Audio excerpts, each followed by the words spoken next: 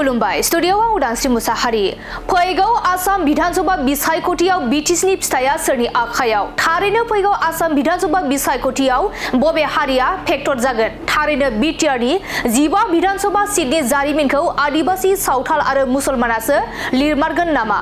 BPF दोलो बुंब्ला मुसलमाननि दोलो आरो बीपीएफ दोलो बुंब्ला आदिबासीनिसो दोलो सावथाल आरो आदिबासीया हाग्रामानि एसटि फाननायखौ हरेकमाल बायनाय बायदि बायनाय जाबाय नाथाय माबायदि मोनजाखो बेखौ बिसोरसो मिथिसिगोन बे बाथ्राया जों बुंनाय नङा बेफोरबायदि गोख्रों बाथ्राखौ अजद दिखांदों बिटिआरनि बारगाव इएम इउपिपिएल लाइमोन गांखंनि आफादगिरि एमसिएलए राकेश ब्रह्मआ बिनि अनगायैबो राकेश ब्रह्मआ मा फोरमायखो आबुङै खोनासंना लादो विधानसभा इलेक्शनाव आं बार बुंबोगासिनो दङ जे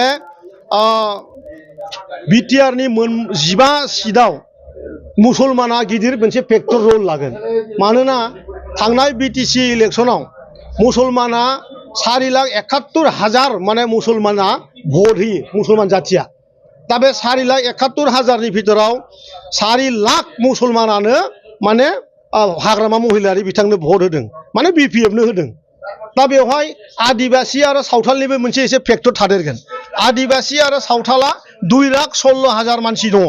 आरो बेनिनो 1,60,000 बा 65,000 माने आदिबासी आरो सावथाला ज' माने हाग्रामानो भट होदों दा जुदि मोननैखौ लोगो लायोबा बिसोरनो 6 लाखखा आरो नोंथांमोना बा रायजो राजा मोजाङै मिथिनाया मोजां जे बिटिसि इलेक्शनाव बे बाराव बीपीएफ सरकारा 7,92,000 भट बिथांमोना मोनदों 7,92,000 बिनिनो 7 लाख भटआनो माने सावथाल आदिबासी आरो मुसलमाननि बिनि राजबंशी थाबाय बेंगली थाबाय बिहारी थाबाय अन्य जनगोष्ठीनि हयथ' 50,60,000 भट बिथांमोना मोनदों बेवहाय सिदा खोथाखा बर' जातिया माने बीपीएफ दोलोजों सासेबो गैया होनबाबो भुल जाया खारन बीपीएफ होनबा दिनै मुसलमाननिसो दोलो आरो बीपीएफ होनोबा दिनै आदिबासीफोरनिसो दोलो बेखायनो आं आसा खालामदों दानि थासारि आरो मिथिंगानि जि थिननाय दानि जि माने गाबखांनाय मोनसे परिबेस बेयो सानदों जोंनि फेभाराव गोबां फैगोन खारन मुसलमान जातियाबो दिनै समाव गोबां माने लैज्जाजों भुगिनानै दङ बै लैज्जानि फिथाइया आदिबासी आरो आदिबासीयाबो जिहेतु सावथाल आरो आदिबासीया जिहेतु हाग्रामानि हरेक माल फाननाय बायदि एसटिखौ बायनानै जाबाय बिसोरबोथ' मोनजाबाय माबायदि एसटि मोनजाखो गावसोरसो मिथिसिगोन ओंखायनो बे बारनि इलेक्शननि